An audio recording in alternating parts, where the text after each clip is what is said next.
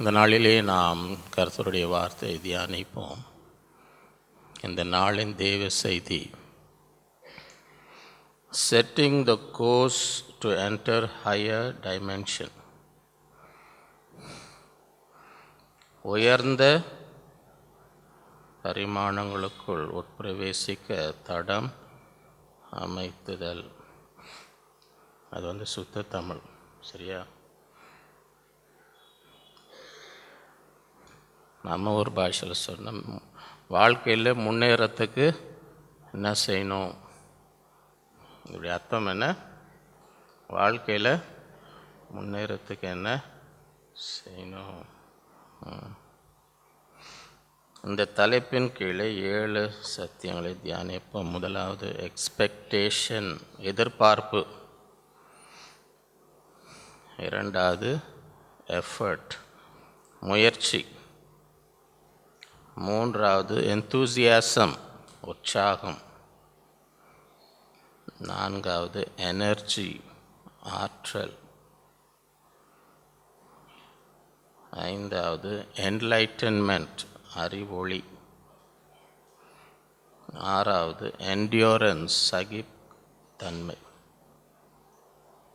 ஏழாவது எக்ஸ்டென்ட், விஸ்தாரம். Setting the course to enter higher dimension, உயர்ந்த பரிமாணங்களுக்குள் உட்பிரவேசிக்க தடம் அமைத்துதல். முதலாவது எக்ஸ்பெக்டேஷன், எதிர்பார்ப்பு. நெகேமியா 2:20, அதற்கு நான் மறுமொழியாக, பரலோகத்தின் தேவனானவர் எங்களுக்கு காரியத்தை கைகூடி வரப்பண்ணுவார். அவருடைய ஊழியக்காரராகிய நாங்கள் எழுந்து கட்டுவோம். உங்களுக்கோ என்றால் எருசலேமிலே பங்கும் இல்லை, பாத்தியம் இல்லை, உங்கள் பேர் விளங்க ஒன்றும் இல்லை என்று அவளோட சொன்னார். இவை ஒரு எதிர்பார்ப்பு இருக்க வேண்டும், ஒரு விசுவாசம் இருக்க வேண்டும். இந்த நெகேமியா உடைய சரித்திரத்தை நாம் பார்க்கும் பொழுது, எருசலேமில் மதிலெலாம் விழுந்து கிடக்கு. சரி, இவர் தூரத்தில் ஒரு அரண்மனையில் இருக்கிறார் ராஜா. அவர் வசதி, நெகேமியாவுக்கு எந்த கஷ்டமும் இல்லை, நெகேமியாலாம் வசதியாக தான் இருக்கிறார். அப்போ அவருக்கு செய்தி வருது, நம்ம ஊரில் எல்லாம் பாழடைஞ்சு இருக்குது. அப்போ இவருக்கு பயங்கர துக்கம். அங்கே உபவாசித்து ஜெபித்து, ஆண்டவரே எனக்கு உதவி செய்யும், நாங்கள் போய் என்ன செய்யணும், எங்கள் ஊர் இப்படி பாழடைஞ்சு கிடக்குது, அதை கட்ட வேண்டும் என்று தேவனிடத்திலேருந்து தயவை பெற்று, ராஜாவுடைய உதவியை பெற்று என்ன செய்கிறார். இங்கே வந்தால் எல்லாரும் சந்தோஷப்பட்டாங்களா? அங்கே இருக்கிற ஆளுங்களுக்கு சந்தோஷம் இல்லை. என்ன நீ இதை எப்படி கட்டுவேன்னு அவனை எதிர்க்கிறாங்க, பரியாசம் பண்ணுறாங்க. யாருமே உற்சாகப்படுத்தலை. அங்கே இருக்கிற ஜனங்களுக்கு இது கட்டணுன்ற ஒரு சந்தோஷமே. நீங்கள் வாழ்க்கையில் முன்னேறணும்னு சொன்னீங்கன்னா எல்லாரும் சந்தோஷப்படுவாங்கன்னு நினைக்கிறீங்களா? சந்தோஷம் பொங்குதேன்னு சொல்லுவாங்களா? நான் இப்போ மேலே போக போகிறேங்க, நான் இருந்த நிலையில் இருக்க போகிறதில்ல, நான் முன்னேறி மேலே போக போகிறேன்னு சொல்லி பாருங்கள். எப்படி சந்தோஷம் பொங்குதான்னு பாருங்கள். சந்தோஷம் பொங்குதே, நீ மேலே போறியாப்பா, அவ்வளோ சந்தோஷம் அப்படின்னு இருக்கும்னு நினைக்கிறீங்களா? அதே தான் இன்றைக்கி. இது ஒன்றும் புதுசே கிடையாது.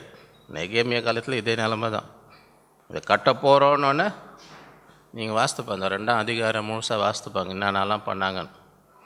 சரியா? அப்போ அதுக்கு தான் இவர் சொல்கிறார், அதற்கு நான் மறுமொழியாக, எல்லாரும் என்னை குறை சொல்லும் பொழுது, என்னை அதைரியப்படுத்தும் போது, தடை செய்யும் போது, எதிர்க்கும் பொழுது, நான் மறுமொழியாக, நான் சோர்ந்து போகவில்லை. இப்படியெல்லாம் சொல்கிறாங்கன்னு நான் என்ன செய்யலை, சரி வானாப்பா போய் உட்காந்துடலாம்ப்பா, மூலையில் போய் உட்காந்துக்கலாம், எல்லாம் நம்மளை இப்படி சொல்கிறாங்க.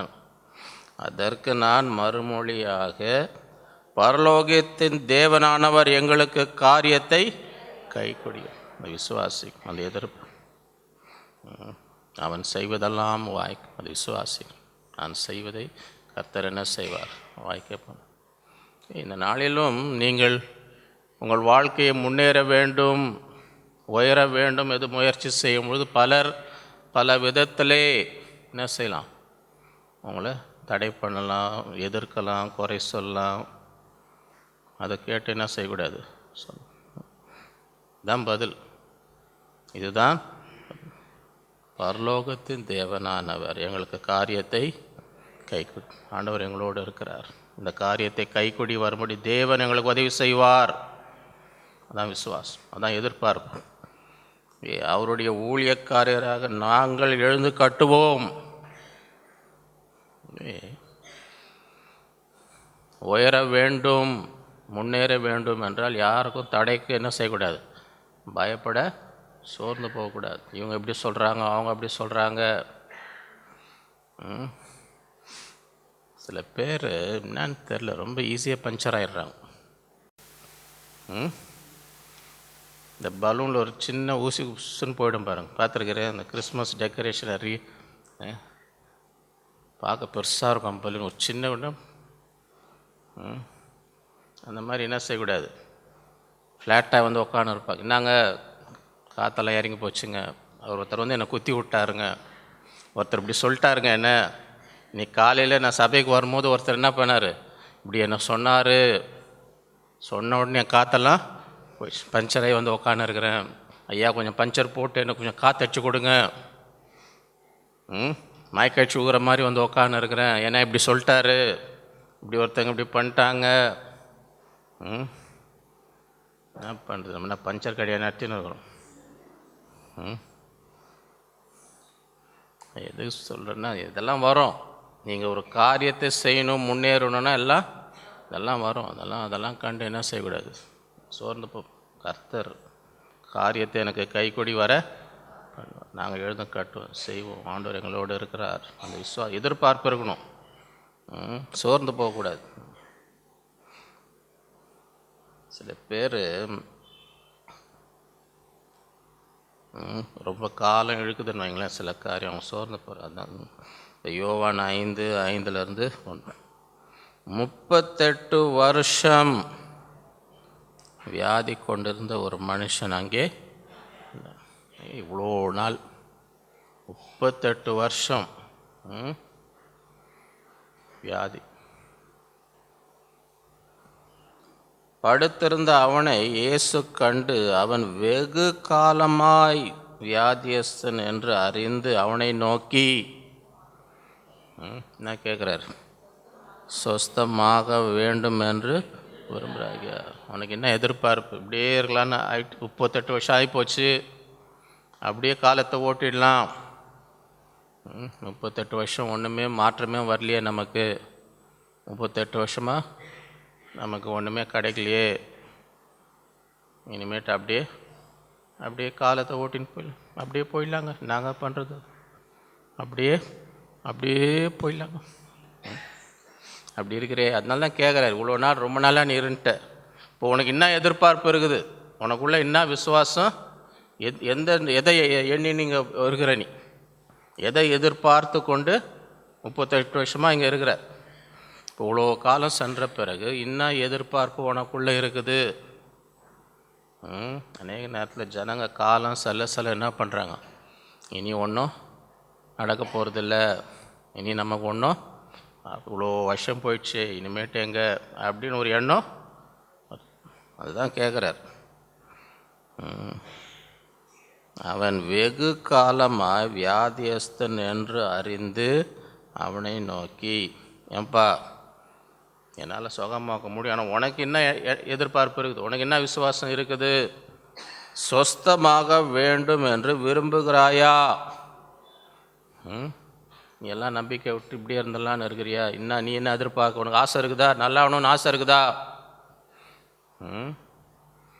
இந்த நாளில் யாராவது ரொம்ப நாள் சில காரியங்களை எதிர்பார்த்து இன்னும்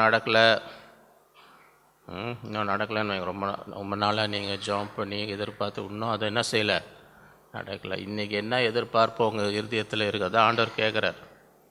இன்றைக்கி இத்தனை வருஷம் ஆகிப்போச்சு, இன்றைக்கு உன் இருதயத்தில் என்ன விசுவாசம் இருக்குது, என்ன எதிர்பார்க்குற? இப்படியே காலத்தை ஓட்டலான்னு இருக்கிறியா? ஏதாவது மாற்றம் உண்டாக வேண்டும் என்ற எண்ணம் இருக்கிறதா? அதற்கு வியாதியஸ்தன், ஆண்டவரே, தண்ணீர் கலக்கப்படும்போது என் குளத்தில் கொண்டு போய் விடுவதற்கு யாரும் இல்லைங்க. எனக்கு உதவி செய்கிறதுக்கு யாரும் இல்லைங்க. 38 வருஷமாக ஐயாவால் என்ன செய்ய முடியும்? யாருமே இல்லையா? அதுக்கு சில பேர் கேட்குறாங்க, என்ன அவன் 38, இவனே மெதுவாக அப்படியே உருண்டு உருண்டு கிட்ட போய் நிற்க முடியாதா? 38 வருஷம் டைமில் லேசாக அப்படியே கொஞ்சம் கொஞ்சமாக வந்து தடவி தடவி வந்து அந்த ஓரத்தில் இருந்து தூதை வந்தவொடனே உருண்டு உள்ளே விழுந்துருக்க முடியாதா? இல்லாது ஐயா வேறு யாருன்னா வருவாங்களானே உட்காந்துருந்தானே. அந்த மாதிரி ஆளுங்களும் சில பேர் இருப்பாங்க. எல்லாமே மற்றவங்க தான் அவங்களுக்கு. யாரும் வரலங்க. என்னங்க ஒருத்தரம் வரலங்க. என்னங்க நீயே கொஞ்சம் அதோ நீயே உருண்டு உருண்டு ஏதாவது நீயே ஏதாவது கொஞ்சம் முயற்சி எடுக்கலாமா? இல்லைங்க யாருமே வரல. நான் காற்று பார்த்தேன். இங்கே ஒருத்தரும் அப்படியே உட்காந்துருக்கு. அந்த மாதிரி ஆளுங்களும் பார்த்துருக்குறீங்களா? அவங்களாம் ஏதோ செய்யும். எல்லாம் என்னங்கன்னா யாரும் வரல. மற்ற பழியெல்லாம் யார் மேலே போடுவாங்க? இது இன்றைக்கி நேற்றுன்னு இல்லை. ஏதேன் தோட்டத்தில் ஆண்டவர் கேட்டார் ஆதாம. என்னான்னு கேட்டார்? நீ ஏன் நான் தான் இந்த கனியை புசிக்கூடாதுன்னு சொன்னேனே, நீ ஏன் புசித்த? நான் ஏன் தப்பா ஆண்டவர் என்ன மன்னியுன்னு சொன்னாரா? முதல் மனுஷனுடைய குணம் என்ன? பழி யார் மேலே போடணும்? இன்னொருத்தங்க. யாரை வந்து நான் தப்பு பண்ணேன் அதை ஒத்துக்கணுன்ற எண்ணம் என்ன செய்ய மாட்டேங்குது. அன்றைக்கி ஆரம்பிச்சிடுச்சு. முதல் மனுஷன் வந்தான் பாருங்கள், அவனுக்கே தான் தப்பை ஒத்துக்கணுன்ற எண்ணமே வரல. சரியா? அவர் எடுத்த உடனே ஸ்திரீ மேலேயும் போடல, யார் மேலேயும் போட்டார்? நீர் கொடுத்தீர், நான் கேட்கவே இல்லை, நீர் கொடுத்து அந்த ஸ்திரீ தான் இப்படி கொடுத்துச்சுன்னார். அப்போ யார் மேலே போடுறாரு? நான் கேட்டேன்னா நான் ஒழுங்காக தான் இருந்தேன், கீழ்ப்பஞ்சம் தான் நான் இருந்தேன். நான் அதை சாப்பிடாம தான் இருந்தேன். நான் கேட்காம நீர் என்ன பண்ணிடு எத்தனை வந்து கொடுத்திருப்பாருங்க. அந்த நீர் கொடுத்து அதுதான் வந்து போய் என்ன சாப்பிட வச்சுது. இதுவே ஐயா அதே தான் இங்கே சொல்கிறார். அதற்கு வியாதியஸ்தன், ஆண்டவரே, தண்ணீர் கலக்கப்படும் போது என்னை குளத்தில் கொண்டு போய் விடுவதற்கு ஒருவரும் நான் போகிறதுக்குள்ளே வேறொருவன் எனக்கு முந்தி இறங்கி விடுகிறான். ஐயாவால் முந்த முடியலாம். ஐயாவால் நான் போகிறதுக்குள்ளே வேறொரு என்ன பண்ணிடுறேன், உள்ளே போயிடுறேன். ஏசு அவனை நோக்கி, போதும்ப்பா, நீ சொன்ன கதைலாம் போதும், நீ விட்டா இன்னும் கதை சொல்லினே இருப்ப. நீ உன் கதையெல்லாம் கேட்டுன்னு இருக்கிறதுக்கு எனக்கு நேரம் போதும். படுத்தது போதும், 38 வருஷம் படுத்தது போதும். எழுந்துரு, உன் படுக்கை எடுத்துக்கொண்டு நட. இதுக்காக யாருன்னா அனுப்புவாண்டவர் என் படுக்கையை தூக்கிறதுக்கு? நீ தூக்கின்னு போ. உன் படுக்கை நீயே, இதுக்கும் யாருன்னா வருவாங்களான்னு காத்துன்னு இருக்காது. போ, தூக்கின்னு போ. சும்மா இன்னொருத்தன் வருவாங்க, அவன் வருவான், இவன் வருவான்னு காத்துன்னு இருக்காது. உன் படுக்கை நீயே நல்லா தூங்கணும். 38 வருஷம் நல்லா தூங்கணும். எழுந்திரி. சில பேர் காலையில் எழுப்புறதுக்கு, அதுவும் ஞாயிற்றுக்கிழமை காலையில் அவங்க படுக்கையிலேருந்து எழுப்புறதுக்கே அதுக்கே ஒரு அற்புதம் நடக்கணும். அதுதான் முதல் அற்புதம். ஞாயிற்றுக்கிழமை காலையில் முதல் அற்புதம் இவங்களை படுக்கையிலேருந்து எழுப்புறது. எழுந்துரு, உன் படுக்கையை எடுத்துக்கொண்டு போதும். 38 வருஷம் இதில் காத்திருந்தது போதும். எதிர்பார். உடனே அந்த மனுஷன் சுஸ்தமாக தன் படுக்கை எடுத்துக்கொண்டு நடந்து, அந்த நாள் ஓய்வு நாள். ஓய்வு நாளில் ஆண்டவர் எழுப்புறார், எழுந்திரி, தூங்கினது போதும். ஓய்வு நாள் எவ்வளோ நேரம் தூங்கின்னு இருப்பேன், எழுந்திரு. ஞாபகம் வச்சுங்க, ஞாயிற்றுக்கிழமை வரும்போதெல்லாம் இந்த வசனத்தை எழுந்திரு. ஓய்வு நாள் எழுந்திரு, போ, நடந்து போ, ஆலயத்துக்கு போ. தூங்கின்னு இருக்காத. இந்த நாட்களில் சோர்ந்து போகக்கூடாது. சில காரியங்கள் ரொம்ப நாள் ஆகுதுன்னு வைங்க, ரொம்ப வருஷம் ஆகுதுன்னு, அதனால் என்ன செய்ய சோர்ந்து போகாதீங்க. எவ்வளோ வருஷம் ஆனாலும் ஆண்டவரால் செய்ய முடியும். ஆண்டவரால் செய்ய முடியும். ஆபிரகாம் 100 வயசாயிடுச்சு. சாராள் கர்ப்பம் அதை எண்ணாமல் தேவன் வாக்குத்தத்தப்படி செய்ய வல்லவர் என்று முழு நிச்சயமாய் நம்பி தேவனை மகிமைப்படுத்தி விசுவாசத்தில் வருஷங்கள் கடந்து போகிறதுனால எதிர்பார்ப்பு என்ன செய்ய விட்டுவிட மிகுந்த பலனுக்கு ஏதுவான உங்கள் தைரியத்தை என்ன செய்யாதீங்க, விட்டு விடாதீங்க. தேவனுடைய கீழ்ப்படிந்து வாக்குத்தத்தத்தை பெறுவதற்கு பொறுமை, உங்களுக்கு தேவனுடைய சித்தத்தின்படி செய்து வாக்குத்தை பெறுவதற்கு பொறுமை, விசுவாசத்தினாலும் நீடிய பொறுமையெல்லாம் வாக்குத்தத்தத்தை சுதந்திரித்தவர்களை பின்பற்றுங்கள். வருஷம் கடந்து போகிறதுனால நம்ம எதிர்பார்ப்பு என்ன செய்யக்கூடாது, விட்டுவிட. இனி காத்திருந்து என்ன பிரயோஜனம், இனி நம்பிக்கையாக இருந்து என்ன பிரயோஜனம், நம்பிக்கை என்ன செய்யக்கூடாது. நீ சொஸ்தமாக விரும்புகிறாயா, அதான் கேட்டார். உனக்கு இன்னும் ஆசை இருக்கா, எல்லாம் போயிடுச்சா, உன் எதிர்பார்ப்பு என்ன? ஆண்டவர் பிறக்கும் பொழுது சகரியா தேவதூதன், உன் வேண்டுதல் பயப்படாது, உன் வேண்டுதல். அவர் எப்போ ஜெபம் பண்ணியிருப்பார்னு நினைக்கிறீங்க? வயசான காலத்தில் திடீர்னு ஆசை வந்திருக்கும் எனக்கு குழந்தை பிறக்கணும்னு. எப்போ ஜெபம் பண்ணியிருப்பார்? என்னவா இத்தனை வருஷம் ஆகிப்போச்சு, இத்தனை வருஷம். தேவனால் கூடாதது ஒன்று. இந்த நாட்களில் நம்ம எதிர்பார்ப்பு. இரண்டாவது எஃபர்ட், முயற்சி.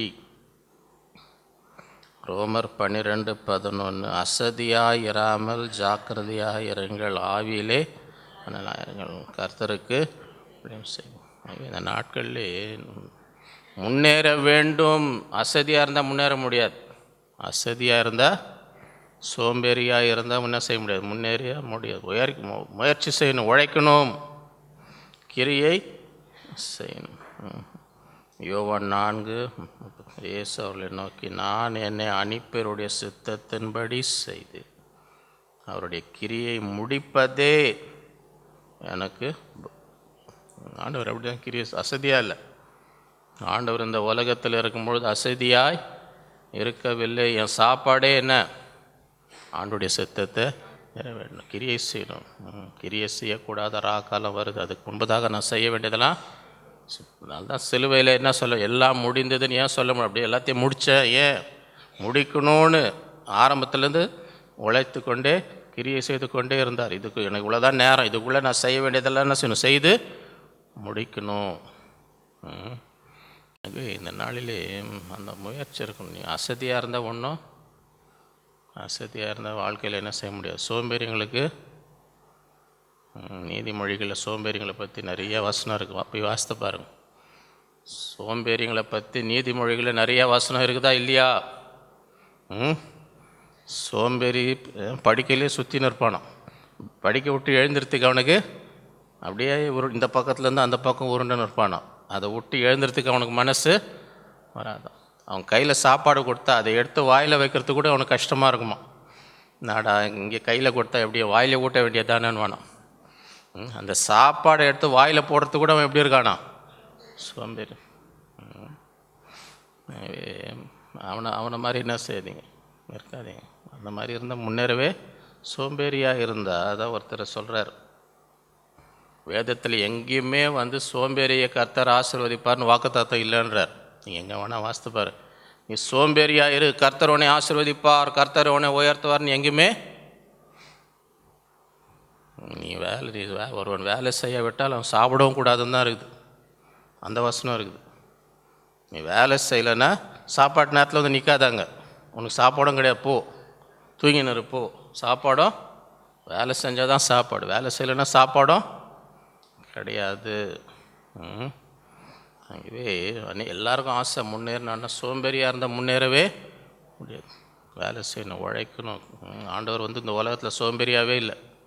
பட்டணந்தோறும் கிராமந்தோறும் சுற்றி அவங்களுக்கு சாப்பிடக்கூட நேரம் இல்லைன்னு வசனம் இருக்குது.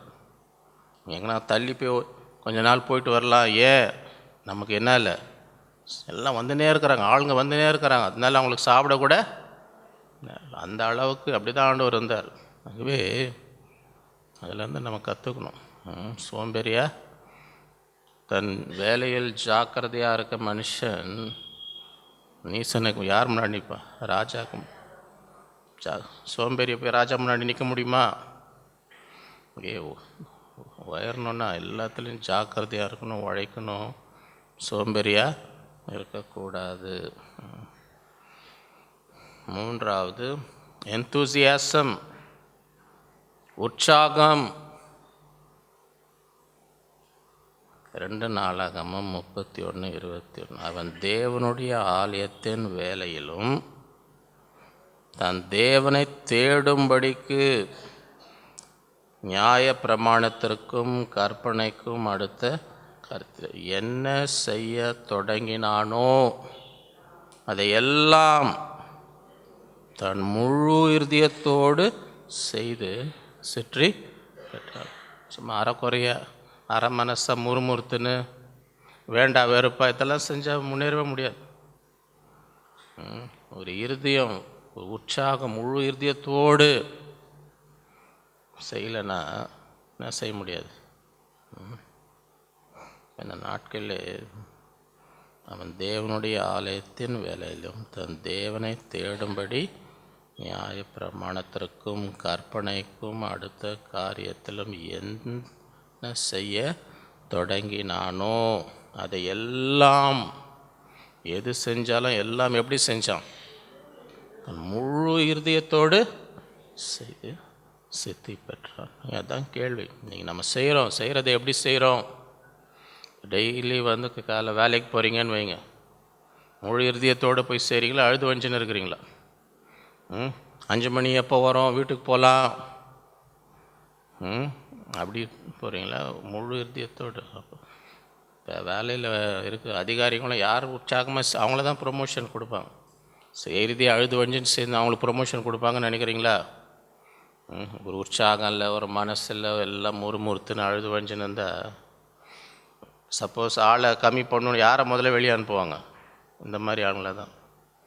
ஒரு உற்சாகம் இல்லாமல் பண்ணின்னு இருக்கிறாங்க பாருங்கள், அவங்கள தான் முதல்ல உற்சாகமாக செய்கிறவங்கள இப்போ அவரை விட்டுறாதப்பா, அந்த மாதிரி ஆள் கிடைக்காது நமக்கு, இவனை விட்டா இந்த மாதிரி ஆள் ஏன்னா அவ்வளோ உற்சாகமாக செய்கிறான்.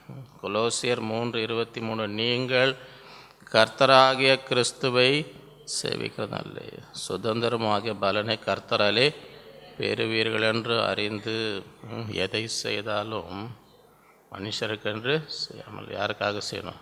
கர்த்தருக்கென்று மனப்பூர்வமான. கர்த்தர் ஆண்டவர் இடத்துல பலன் கிடைக்கும், ஆண்டவர் உங்களுக்கு பலன் கொடுப்பார் என்று அறிந்து எதை செய்தாலும் மனுஷருக்கென்று கர்த்தருக்காக மனப்பூர்வமாக சந்தோஷமாக செய்யுங்க. அதில் தான் ஆசீர்வாதம். தான் கேள்வி, இன்றைக்கி எத்தனை பேர் அந்த ஒரு எண்ணத்தோடு செய்கிறோம்? முன்னேறணும், மேலே போகணும். செய்கிறத எப்படி செய்கிறோம்? கொஞ்சத்தில் உண்மை உள்ளவன் அநேகத்தில் உண்மையாகணும். கொஞ்சத்துலேயே உண்மை இல்லாதவன் அநேகத்தில் எப்படி இருக்க மாட்டான்? அநேகத்துலேயும் உண்மையோனா இருக்க மாட்டான். ஆண்டவர் பார்த்துட்டே இருக்கிறார். சின்ன சின்ன காரியத்தில் நம்ம எப்படி இருக்கிறோம்? அப்போ தான் கர்த்தர் உயர்த்துவார். நீங்கள் யோசேப்பு பழைய ஏற்பாட்டில் பார்த்தீங்கன்னா அவனை பிடிச்சி என்ன பண்ணுறாங்க? அடிமையாக வித்துடுறாங்க. சரியா? அங்கே அந்த வீட்டில் வேலை செய்யும் போது அங்கே வசனம் என்ன சொல்லுது? அந்த எஜமான் அந்த வீட்டில் என்ன நடக்குதுன்னே எல்லாம் இவர் கையில். ஏன்னா அவ்வளோ சிறப்பாக செய்கிறான், நம்ம செய்கிறதெல்லாம் வாய்க்குது. அடிமை வேலை தான், அது ஒன்றும் பெரிய போஸ்ட்டே கிடையாது. அடிமையாக இருக்கும்போது தான் வேலையில் எப்படி செய்கிறான்? உண்மையாக சிறப்பாக. யாரும் அவனை பார்த்துன்னே இருக்கணும்னு அவசியமே இல்லை. சில பேர் யாருன்னா பார்த்துன்னு இருந்தால் தான் வேலை செய்வாங்க. சூப்பர்வைசர் அப்படி போயிட்டாருன்னு வைங்க, அங்கே உட்காந்து அங்கே ஒரு வேறு கதை நடந்துன்னு இருக்கும். எல்லாம் ஒருத்தர் கதை பேசின்னு இருப்பாங்க. அது ஒரு ஆளையாக வச்சுருப்பாங்க, நீ பார்த்து நேரம் வராரான்னு வரான். இப்போ அதுக்காக தான் எல்லா இடத்துலையும் கேமரா வச்சுன்னு இருக்கிறாங்க. எல்லா இடத்துலையும் பார்த்துனே இருக்கிறாங்க. பார்த்தீங்களா? ஏன்னா இது பார்த்துன்னு இருந்தால் தான் இதுங்க வேலை செய்யும். யோசிப்பு அப்படி யாருமே அவனை கவனிக்கிறதில்ல. அப்போ அங்கேருந்து அவனை தூக்கி பொய்யா சொல்லி சிறையில் போட்டாங்க. அங்கேயும் இந்த சிறைச்சாலை தலைவன் எதுவுமே சிறையில் என்ன நடக்குதுன்னே கவனிக்கல. எல்லாத்தையும் நீ பார்த்துக்கப்பா. மாதம் வந்தால் சம்பளம் வாங்கிக்குவார், அது குறைச்சல் இல்லை, அது கரெக்டாக போய் வாங்கின்னு போயினே இருப்பார். வேலை செய்கிறது யார்? நிறைய பேர் செய்ய மாட்டேன், நீ தானே சம்பளம் வாங்குற, நான் ஏன் செய்யணும், அது ஒரு போட்டி போட்டுன்னு இருப்பான். நீ சம்பளம் வாங்குறதுக்கு நான் ஏன் வேலை செய்யணும்? அந்த மாதிரி சண்டை போடுறவங்கள பார்த்துருக்குறீங்களா? அங்கே யோசேப்பு அடிமை, அவனுக்கு சம்பளமே கிடையாது, அவன் செய்யணும்னு அவசியமே. அதனால் அவன் உண்மையும் உத்தமமாக என்ன செய்கிறான், செஞ்சுனே சிறை வேலையில். சிறையில்னா சிறையில் கைதியாக இருக்கிறாங்களே, அவங்கள கவனிக்கிறது லேசான வேலையா கடினமான வேலையா? அவங்கள சமாளிக்கணும், சாதாரண ஆள் இல்லை அவன். இவங்கள சமாளிக்கணுன்னா எப்படி, உஷாராக இருக்கணுமா, தூங்கின்னு இருக்கலாமா? தூங்கின்னு இருக்க முடியுமா? அங்கே போய் அவன் எப்போ எப்படி எதாவது சௌகரிச்சு போகலாமா, அடியில் குழி வெட்டின்னு வெளியே போகலாமான்னு இருப்பான். அவன் ஒருத்தனுக்கு அங்கே உள்ளே இருக்கணுன்ற எண்ணமே எப்போ போகலான்னு காத்துன்னு இருப்பான். இப்போ அவனை போய் நீங்கள் பார்த்துக்கணுன்னு எப்படி இருக்கணும்? நீங்கள் அங்கே போய் தூங்கிலாம் இருக்க முடியாது, சரியா? அந்த வேலையிலையும் சம்பளம் இல்லாமல் அவன் என்ன பண்ணுறான், கர்த்தருக்கென்று அங்கே பார்த்து யார் மேலேருந்து ஆண்டவர்த்தெல்லாம் அடிமையிலையும் உண்மையாக செய்கிறான். இங்கே அவனை பொய்யா சொல்லி அவனை சிறை அங்கேயும். அப்போ ஒரு நாள் வந்தது, ஒரு நாள் அன்றைக்கி காலையில் எழுந்திருக்கும் போது சிறை கைதி, அன்றைக்கி சாயங்காலத்துக்குள்ளே என்னவாக இருக்கிறான், முழு தேசத்துக்கு அந்த சங்கிலின்னு ஒரு அடிமையாக அந்த தேசத்துக்குள்ளே வந்தவன். காலையில் எழுந்திருக்கும் போது அவனுக்கு தெரியாது இன்றைக்கி என்ன நடக்க போகுதுன்னு. கைதி, சிறை கைதி. இன்றைக்கி சாயங்காலத்துக்குள்ளே என்ன நடக்கும் அவனுக்கு தெரியாது. ஒன்று தான், மேலேருந்து ஆண்டவர் பார்த்துனே, எதை செய்தாலும் மனுஷருக்கு என்று செய்த கர்த்தரிடத்தில் பலன் அடைவீர்கள் என்று அறிந்து எதை செய்தால் முழு மனதாக என்ன செய்யும், கர்த்தருக்கு என்று. காலையில் எழுந்திருக்கு, திடீர்னு வராங்க ஆள், என்னப்பா உன்னை கூப்பிட்றாங்கப்பா, எங்கப்பா? அரண்மனைக்கு வந்து நிற்கிறான். பார்வன், இவங்க ஒருத்தருக்கும் என் சொப்பனத்துக்கு அர்த்தம் சொல்ல முடியும். உனக்கு சொல்ல முடியுமா? ஆண்டவருக்கு தெரியும், ஆண்டவருக்கு எல்லாம் தெரியும். ஆண்டவருக்கு நீங்கள் சொல்லுங்கள், உங்கள் சொப்பனத்தை சொல்லுங்கள். உடனே சொல்கிறோம், இதுதான் அர்த்தம், இதுதான் அந்த சொப்பனத்துக்கு அர்த்தம். 7 வருஷம் செழிப்பு வரும், அதுக்கு பின்பு கொடிய பஞ்சம். இந்த 7 வருஷத்தில் என்ன செய்யுங்க, எல்லாம் சேர்த்து வைங்க. அதை வச்சு பஞ்ச காலத்தில் நீங்கள் இந்த தேசத்தை நீங்கள் காப்பாற்றலாம். அதுக்கு ஒரு ஆளை போடுங்கன்ற. அங்கே எல்லாம் காத்துன்னு இருக்கானுங்க அந்த ஊர் ஆளுங்க. இந்த வேலை யாருக்கு கிடைக்க போகுது, இந்த வேலை யாருக்கு கிடைக்க போகுதுன்னு காத்துனே இருக்கிறானுங்க. பார்வோன்றார், தேவ ஆவியை பெற்ற இவனை போல் வேறு ஒருவன் உண்டு. நீங்கள் எல்லாம் இருக்கிறீங்க, ஒருத்தராலும் சொப்னத்துக்கு அர்த்தம் கூட இவனுக்குள்ள தேவ ஆவி இருக்குது. இவனை போல் இங்கே இந்த தேசத்தில் யாரோ, அதுக்கு தான் தேவ ஆவினால் நிரப்பப்படுறது முக்கியம். அதுதான் நமக்கும் மற்றவங்களுக்கும் வித்தியாசம். உலகம் பார்க்கணும், இவனுக்குள்ள தேவ ஆவி இருக்குது, இவன் சாதாரண மனுஷன் இல்லை, இந்த உலகம் பார்க்கணும். முழு தேசமும் உன் கையில். நீ சொல்லாமல் இங்கே ஒருத்தரும் கையும் தூக்கக்கூடாது, காலும் தூக்கணும். நீ சொன்னால் தான் கையை தூக்கணும், நீ சொன்னால் தான் காலை. எனக்கு எனக்கு அடுத்தது நீ தான் என்று ஒரே நாளில் ஆண்டவர் எல்லாத்தையும் மாற்றினார். எதுக்குன்னா, ஆண்டவர் எல்லாம் பார்த்துன்னு இருக்கிறாருங்க. ஆண்டவர் எல்லாம் பார்த்துன்னு இருக்கிறார். யார் உண்மையும் உத்தமமாக எதை செய்தாலும் மனுஷருக்கு என்று மேலே ஆண்டவர் பார்த்துன்னே இருக்கிறார். நான் உண்மையாக இருந்தேனா கர்த்தர் என்னை உயர்த்துவார், கர்த்தர் எனக்கு வாசலை திறப்பார். கர்த்தருடைய ஏற்ற நேரத்திலே உங்களை உயர்த்தும்படி அவருடைய பலத்த கைக்குள் அடங்கி அவர் கையில் இருங்க. வாழ்வது அவருக்காக வாழுங்கள், அவருக்காக கிரியை செய்யுங்கள். மனுஷனை பார்க்காதீங்க. ஆண்டவரே, நான் உமக்காக தான் செய்கிறதெல்லாம், உமக்காக தான். ஒரு நாள் வரும், உங்களுக்கு கூட தெரியாது, திடீர்னு ஒரே நாளில் எங்கே இருக்குது சிறை கைதி, எங்கே இருக்குது தேச அதிபதி, எங்கே இருக்குது, இன்னும் கொஞ்சம் கொஞ்சமாக போச்சு. அப்படி ஆண்டவர் செய்யணுன்னா அப்படி ஒரே நிமிஷத்தில் எல்லாத்தையும் போய் நிற்கிறார். முழு தேசமாக அவன் கையில் இந்த நாட்களில் வாழ்க்கையில் முன்னேறணுன்னா என்ன செய்யுங்க? எதை செய்தாலும் உற்சாகமாக கர்த்தருக்காக நீங்கள் கொஞ்சத்தில் உண்மையாக இருங்க. கர்த்தர் உங்களை அநேகத்துக்கு அதிலே கொஞ்சத்துலேயே உண்மை இல்லைன்னு வைங்க, அப்புறம் எங்கேருந்து ஆண்டவர்? வேலையில் எல்லாத்துலேயும் உண்மையாக இருக்கும். நான்காவது, எனர்ஜி, ஆற்றல். அப்போஸ்தலர் 10:38. நசரேயனாகிய இயேசுவை தேவன் பரிசுத்த ஆவியினாலும் வல்லமையினாலும் அபிஷேகம். தேவன் அவரோடு கூட இருந்தபடினா அவர் நன்மை செய்கிறார். பிசாசன் வல்லமையில் அகப்பட்ட யாவரையும் குணமாக்குறவராகவும் சுற்றி பரிசுத்த ஆவியினாலும் வல்லமையினாலும் அபிஷேகம். இதான் யோசேப்புக்கும் அதே தான் நடந்துச்சு. தேவ ஆவியை பெற்ற இவனை போல் வேறு ஒருவன் இந்த நாட்களிலே அந்த வல்லமை, அந்த அபிஷேகத்தை என்ன செய்யணும்? பெற்றுக்கொள்ளணும். நசரேயனாகிய இயேசுவை தேவன் பரிசுத்த ஆவினால் வல்லமையினாலும் அபிஷேகம். இன்றைக்கி அதை வாஞ்சிக்கணும். ஆண்டவர் இதே வல்லமையும் இதே அபிஷேகத்தை எனக்கு தாரும். அப்போது தேவன் அவரோடு கூட, தேவன் நம்மோடு இருக்கிறபடினாலே நாம் என்ன செய்யணும்? நன்மை செய்கிறோம். பிசாசன் வல்லமையில் அகப்பட்ட யாவரையும் குணமாக்குறவரையும் சுற்றி தெரிய வேண்டும். இந்த நாட்களிலே அதுதான் நமக்கு ஆசீர்வாதம். நம்ம வாழ்க்கை மற்றவர்களுக்கு தேவனுடைய ஆசீர்வாதத்தை, எவ்வளோ பேர் கண்ணீரும் பிசாசின் பிடியில் பிடித்து அவதிப்பட்டு கொண்டு இருக்க விடுதலையாக்குவ அந்த வல்லமை, அந்த அபிஷேகத்தை கேட்டு பெற்றுக்கொள்ளணும். ஆண்டவரே, எவ்வளோ மக்கள் கண்ணீரில் வாழ்ந்து கொண்டிருக்கிறார், துக்கத்தில் பிசாசின் பிடியில் அகப்பட்டு, நான் என்ன செய்யணும்? அவங்களெல்லாம் விடுவிக்கணும். அந்த வல்லமை எனக்கு தாரும். ஏசாயா 40:29-30. சோர்ந்து போகிறவனுக்கு அவர் பலன் கொடுத்து சத்துவம் இல்லாதவனுக்கு சத்துவத்தை பெருக்கப்படும். இந்த நாளிலே சோர்ந்து போயிருந்தால், எனக்கு பலனே இல்லைங்க, சத்துவம் இல்லைங்க, உங்களுக்கு தான். சோர்ந்து போகிறவனுக்கு அவர் என்ன தருகிறார்? பலன் கொடு. சத்துவம் இல்லாதவனுக்கு சத்துவத்தை பெருக நாள் கேட்டு வாங்கிக்கணும். ஆண்டவரே, நான் சோர்ந்து போயிருக்கிறேன், சத்துவம் இல்லாமல் தாரும். இளைஞர் இளைப்படைந்து சோர்ந்து, வாலிபரும் அறிவுள்ளார். கர்த்தருக்கு காத்திருக்கிறவர்களோ ஆண்டோடைய பாதத்தில் போய் காத்திருங்க. கர்த்தருக்கு என்ன நடக்கும்? புது பலன் அடைந்து கழுகுகளைப் போல செட்டைகளை அடைத்து எழும்புவார்கள். அவர்கள் ஓடினாலும் நடந்தாலும் கழுகுகளை போல நான் உயரணும், நான் முன்னேறணும் ஆசை இருந்தால் என்ன செய்யுங்க?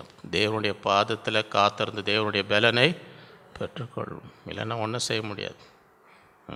ஆண்டோடைய பலன் இல்லாமல், ஆண்டோடைய வல்லமை இல்லாமல் ஒன்றுமே செய்ய முடியாது. அப்போஸ்தலரில் ஆண்டவர் எடுத்துக்கொள்ளப்படுவதற்கு முன் 9ஆம் வசனம், அப்போஸ்தலர் 1:9 எடுத்துக்கொள்ளப்படுகிறார். அதுக்கு முன் கடைசியாக என்ன சொல்லிட்டு மேலே போனார்? 8ஆம் வசனத்தில் கடைசியாக சீஷரை பார்த்து சொல்லிவிட்டு 9ஆம் வசனத்தில் அவர் பார்த்து கொண்டு இருக்கையில் மேலே எடுத்துக்கொள்ளப்பட்டார். அப்போ மேலே போகிறதுக்கு முன்னாடி கடைசியாக என்ன சொல்லிட்டு போனார்? பரிசுத்த ஆவி உங்கள் மேல் வரும். என்ன செய்வீங்க? பலன் வரும். அந்த ஒரு பலன் வரும். காத்திருக்கு, எங்கேயும் ஓடாதீங்க. பலன் இல்லாமல் எங்கேயோ எருசலேமில் காத்திருங்க. உன்னதத்தின் பலத்தினால் தரிப்பிக்கப்படும் வர எருசலேமில் அந்த ஆவி உங்கள் மீது வரும்போது என்ன செய்வீங்க? கடைசி வரைக்கும் பூமியின் கடையாந்திரம் எனக்கு சாட்சிகளாய் இந்த நாட்களிலே ஆண்டோடைய பாதத்தில் காத்திருக்கணும். காத்திருந்து அந்த வல்லமை, இந்த அபிஷேகத்தை பெற்றுக்கொள்ளும். 5வது, என்லைட்டன்மெண்ட், அறிவொளி. யோவான் 8:32. சத்தியத்தையும் அறிவீர்கள், சத்தியம் உங்களை விடுதல். இந்த நாட்களிலே மேலே உயர்ந்து போக வேண்டும் என்றால் நாம் சத்தியத்தை அறிகிற அறிவில் என்ன செய்யணும்?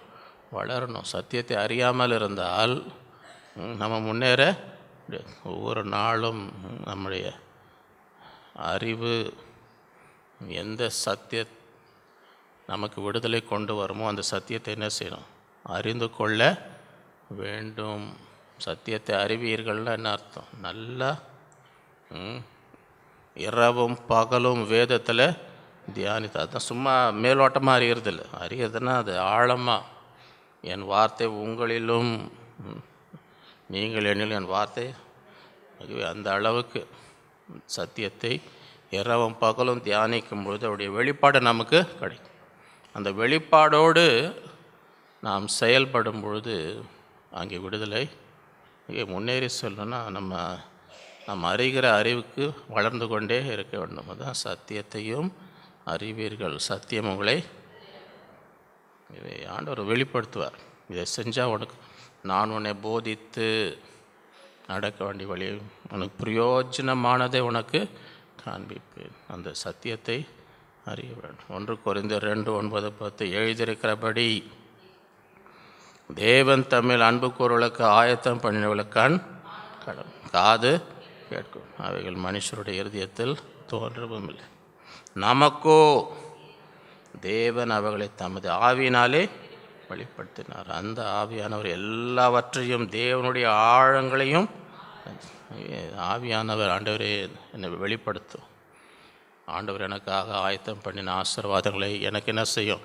வெளிப்படுத்தும். நம்ம என் கண் பார்க்கவில்லை, என் காது கேட்கவில்லை, என் மனசுலையும் ஆவியானவரே இது எனக்கு என்ன செய்யும்? வெளிப்படும். அப்போ தான் அந்த ஆசீர்வாதத்தில் நான் சுதந்திரிக்க, இதெல்லாம் தான் உனக்கு ஆண்டவர் வைத்திருக்கிறார், உனக்காக ஆயத்தம் பண்ணியிருக்கிறார் என்ற அந்த வெளிப்பாடை பெற்றுக்கொள். அப்போ அதெல்லாம் சுதந்திரிக்க முடியும். 6வது என்டியூரன்ஸ், சகிப்பு தன்மை. நீதிமொழிகள் 24:10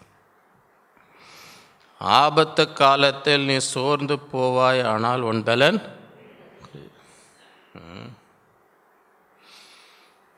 நீங்கள் மேலே முன்னேறணும்னா எல்லாவற்றையும் சகிக்கிற பலன் இருக்கணும். புல் தடிக்க பயில்வான்னு கேள்விப்பட்டிருக்கீங்களா? கேள்விப்பட்டிருக்கீங்களா இல்லையா? அவர் பார்க்குறதுக்கு பெரிய பயில்வான் மாதிரி இருப்பார். ஒரு சின்ன புல் தடுக்குனாலும் ஃப்ளாட்டாக இருப்பார். ஐயா எங்கே காணும் போயினே இருந்தார். இல்லைங்க எங்கே பாருங்கள், ஓ உண்டாரா, நாங்கள் என்ன ஆயிடுச்சுங்க, இல்லை ஒரு புல் அவரை தடிக்க விட்டுடுச்சுங்க. சில பேர் ஞாயிற்றுக்கிழமை இருக்கிறவங்க வல்லமையும் பார்த்தீங்கன்னா நீங்களே அசந்துடுவீங்க. பா என்ன விசுவாச வீரரை, பா ஜப வீர, ஓ இந்த சேரே அவங்க ஆடுற ஆடுறது சேரே ஒழிஞ்சிடுமான்னு பயமாக இருக்கும். சில பேர் சும்மா அந்த ஆடுற ஆடுறத பக்கத்தில் இருக்கட்டும். இப்போ என்னாங்க ஐயா பயங்கர வல்லமையில் என்ன பண்ண இப்படி கையை அப்படி இது பண்ணாருங்க, என் அப்படியே வந்து என் காது நல்லா தான் அச்ச அடியில் இப்போ காது கேட்க மாட்டேங்குது. அந்த மாதிரி ஆளுங்களை பார்த்துருக்கிறீங்களா? பயங்கரமாக அந்த கொஞ்சம் தூரமாக உட்காந்துட்டு நல்லது. அவர் அந்த வல்லமையில் என்ன பண்ணுவாருன்னு முந்தியெல்லாம் இருந்தாங்க, இப்போ காணும் கொஞ்சம். முந்தி இந்த மாதிரி ஆளுங்கள்லாம் இருந்தாங்க இங்கே விடுன்னு. அப்போ நல்ல வேலை சேர்லாம் கிடையாது, எல்லாம் தரையில் பாயில் இருந்ததுனால ரொம்ப பாதிப்பு இல்லை. சேரில் அந்த மாதிரி பண்ணாங்கன்னு வைங்க, பழைய ஆளுங்களுக்கு பார்த்துருப்பீங்க, ஞாபகம் இருக்கும்னு நினைக்கிறவங்களே. இங்கேயே இருந்தாங்க சில பேர். அதை முட்டி போட்டுன்னு பண்ணதுனால ரொம்ப சேருகள்லாம் உடையல. இந்த பிளாஸ்டிக் சேர் தாங்கம்மா அவங்களுடைய வல்லமையில். அதெல்லாம் ஞாயிற்றுக்கிழமை. திங்கக்கிழமை ஒரு சின்ன புல் வந்துச்சுன்னு வைங்க, ஒரு சின்ன பிரச்சனை வந்துச்சுன்னா ஞாயிற்றுக்கிழமை போட்ட சத்தெல்லாம் அங்கே இருக்காது. ஃப்ளாட்டாக இருப்பார் ஐயா, பங்க்சர் ஆகி உக்கான்னு இருப்பார். ஆபத்து காலத்தில் நீ சோர்ந்து போவாய், ஆனால் உன் பலன். தாவீது கோலியாத்து வந்த பெரிய வீரர்கள் எல்லாம் அலறிச்சுன்னு ஓடினாங்கன்னு பைபிளில் போட்டிருக்கா இல்லையா? அவன் வந்து கோலியாத்து வந்து நின்னாலே மற்ற அவங்களாம் போர் வீரர் தான், யாருன்னா போய் நிற்கிறதுக்கு சண்டை போடுறதுக்கு ஆயத்தமாக வந்து சொன்னாலே எல்லாம் அலறி அடிச்சுன்னு என்ன பெரிய போர் வீரராக இருந்து தாவீதுக்கு தான் தைரியம் இருந்துச்சு. அவனை நோக்கி ஓடினான். அவன் வரும்பொழுது அவனை நோக்கி திரும்பி ஓடலை, அவனை நோக்கி. அதுதான் தைரியம். அவனை கோலியாத்து முன்னாடி நிற்கும், உன்னை நோக்கி வரும்பொழுது நீ எப்படி இருக்கிற? அவனை நோக்கி போக தைரியம் இருக்குதா? திரும்பி பயந்து ஓடுறியா? ஆபத்து காலத்தில் நீ சோர்ந்து போவையானால் உன் பலன். 2 தீமோத்தேயு 2:3 நீயும் இயேசு கிறிஸ்துவுக்கு நல்ல போர் செய்யணும். தீங்கு எல்லாத்தையும் தாங்கணும். ஒவ்வொன்றுத்துக்கும் பயந்து உட்காந்துதான் ஒன்றும் மேலே போக முடியாது, சரிக்கின்னு தான் போகணும். அப்படி போனாருங்க, அப்படியே சரிக்கின்னு வந்துட்டாருங்க, சின்ன பிரச்சனை வந்தால் கூட அவங்களால என்ன செய்ய முடியாது, எல்லாம் தாங்கணும். யோசேப்பை பற்றி வசனம், கர்த்தருடைய வார்த்தை நிறைவேறும் மட்டும் அந்த வசனம் அவனை புடமிட்டது. வசனம் என்ன பண்ணான், சும்மா சொன்ன உடனே எல்லாம் நினச்ச மாதிரி நடக்கலாங்க, எல்லாம் எதிர்மறையாக தான் நடந்துருந்துச்சு. எத்தனையோ வருஷம் அவன் பார்த்த சொப்பனத்துக்கும் அவன் நடக்கிறதுக்கும் சம்மந்தமே எல்லாம் எதிர்மறையாத, எல்லாத்தையும் வசனம் அவனை. ஆனால் சோர்ந்து போகல. அந்த நாள் வந்துச்சு, அந்த ஒரே நாள் கர்த்தருடைய வேலை வரும்போது ராஜா ஆள் அனுப்பி அவனை தன் தேசத்துக்கு அதிபதியாய் ஒரே நேரத்தில். ஆனால் அது வரைக்கும் இப்படி இருக்கணும், எல்லாத்தையும் தாங்கணும். இந்த நாட்களில் என்டியூரன்ஸ், அதுதான் என்டியூரன்ஸ்னு என்ன, தாங்கணும். 7வது எக்ஸ்டெண்ட், விஸ்தாரம். 1 நாளாகமம் 4:10. யாபேஸ் இஸ்ரவேலின் தேவனை நோக்கி, தேவரீர் என்னை ஆசீர்வதி, என் எல்லையை பெரிதாக, உமது கரம் என்னோடு இருந்து தீங்கு என்னை துக்கப்படுத்தாதபடிக்கு அதற்கு என்னை விலக்கிக்காதர் என்று அவன் வேண்டிக் கொண்டதை தேவன். யாபேசுடைய வாஞ்சை என்ன செய்ய, எல்லையை விரிவாக, அந்த வாஞ்சை இருக்கணும், அந்த தாகம் இருக்கணும், அந்த ஜபம் இருக்கணும். ஆண்டவரே என் எல்லையை என்ன செய்யும், விரிவாக்கும்.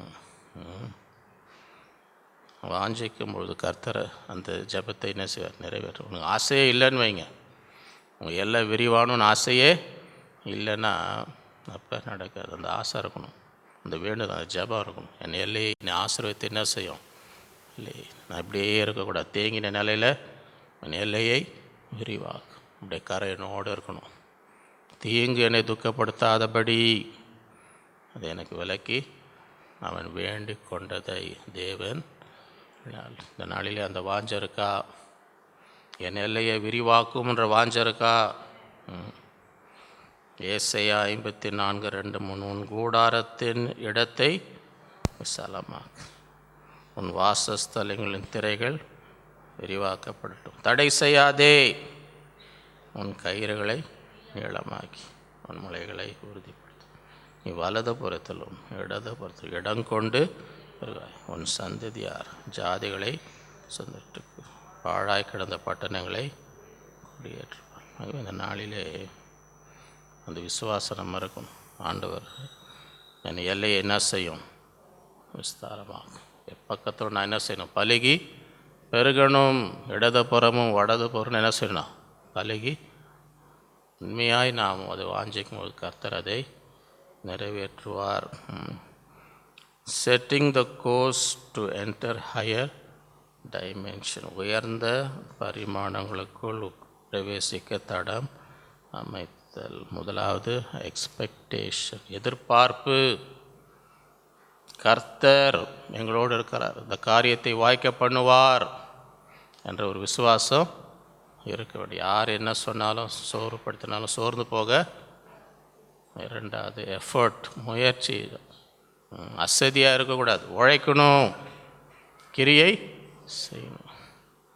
3வது எந்தூசியாஸ், உற்சாகம். எதை செய்தாலும் முழு இருதயத்தோடு, மனுஷருக்கென்று செய்யாதீங்க, கர்த்தரிடத்தில் எனக்கு பலன் வரும் என்று எதை செய்தாலும் கர்த்தருக்காக முழு இருதயத்தோடு செய்யுங்க. 4வது எனர்ஜி, தேவனுடைய வல்லமை. பரிசுத்த ஆவினாலும் வல்லமையினாலும் நன்மை செய்கிறவராய் தேவ வல்லமையால் நிரப்பப்பட வேண்டும். 5வது என்லைட்மெண்ட், அறிவொளி. சத்தியத்தை அறியுங்கள், சத்தியம் உங்களை விடுதலையாக்கும். 6வது என்டியூரன்ஸ், சகிக்கு. நீ ஆபத்து காலத்தில் சோர்ந்து போவாயானால் உன் பலன் எல்லாவற்றையும் நல்ல போர் செய்வனா என்ன செய், தீங்கன் எல்லாத்தையும் தாங்கணும். 7வது எக்ஸ்டெண்ட், விஸ்தாரம். என் எல்லையை என்னை ஆசீர்வதியும், என் எல்லையை விரிவாக்கும். வலதுபுறம் இடதுபுறம் நான் பெருக வேண்டும். இந்த வாஞ்சை இருக்கணும், இந்த தாகம் இருக்கணும், அந்த ஜபம் இருக்கணும். ஆண்டவரை தேடும் பொழுது கர்த்தர் என்ன செய்வார், எல்லைகளை விரிவாக்குவார். இந்த நாளிலே இந்த வசனங்களின்படி நாம் ஜீவித்து முன்னேறி செல்லும்படி கர்த்தர் நம் ஒவ்வொருவருக்கும் கிருபை செய்வாராக. ஜெயிப்போம். அன்புள்ள ஆண்டவரே, உம்மை துதிக்கிறோம், ஸ்தோத்தரிக்கிறோம். இந்த நாளிலே உம்முடைய பிள்ளைகளாய் கூடி வரும்படி நீர் தந்த கிருபைக்காக ஸ்தோத்தரிக்கிறோம். உம்மை பாடவும், உம்மை தொழுது கொள்ளவும், உம்முடைய இருதயத்தை ஊற்றி ஜெபிக்கவும் எங்களை தந்த கிருபைக்காக ஸ்தோத்தரிக்கிறோம். இந்த நாளில் வந்த ஒவ்வொருவரையும் நீர் ஆசீர்வதி, ஒவ்வொருடைய தேவைகளை சந்தி, உம்முடைய குறைவெல்லாம் நிறைவாக்கும். உம்முடைய சமாதானம், உம்முடைய சந்தோஷம் ஒவ்வொருவோடு இருப்பதாக. எல்லா தீமைக்கும் பொல்லாப்புக்கும் விலக்கி காத்து மன விருப்பங்களை நிறைவேற்றும் என்று கேட்ட வசனங்களின்படி ஒவ்வொருவரும் முன்னேறி செல்லும்படி உம்முடைய கரம் ஒவ்வொருவரையும் உயர்த்த வேண்டுமாய் ஜெபிக்கிறோம். உம்முடைய பலத்தினால் இடை கட்டும், உம்முடைய சத்தியத்தினால் வழி நடத்தும். இடத்திலே காத்திருந்து பலனை பெறும்படி கிருபை தருவீராக. ஒரு விசுவாசத்தை, தைரியத்தை தாரும். முழு இருதயத்தோடு மனுஷருக்கென்று கிரியை செய்யும், தேவனுக்கென்று கிரியை செய்யும் உம்மிடத்திலிருந்தே பலனை பெற்றுக்கொள்ளும்படி அவருடைய எல்லையை விரிவாக்குவீராக. நான் செய்வதெல்லாம் வாய்க்கும் என்று சொன்னது. அப்படி இந்த நாட்களிலே ஆசீர்வதியும் உடைய கரத்தில் ஒப்புக் கொடுக்கிறோம். எல்லா துதிக்கான நமக்கே செலுத்துகிறோம். இயேசுவின் மூலம் பிதாவே, நம்முடைய கர்த்தராகிய இயேசு கிறிஸ்துவின் கிருபையும் பிதாவாகிய தேவனுடைய அன்பு பரிசுத்த ஆவியின் அன்யோன்ய ஐக்கியம் நம் அனைவரோடும் என்றும் என்றும் சதா காலம் இருப்பதாக. என் ஆத்மாவே கர்த்தரை என் முழு உலகமே அவருடைய பரிசுத்த நாமம். என் ஆத்மாவே கர்த்தரை அவர் செய்த சகல உபகாரங்களையும் மறவாதே. ஆமென். ஹல்லேலூயா. கர்த்தர் உங்களை ஒருவரையும் ஆசீர்வதிப்பார்.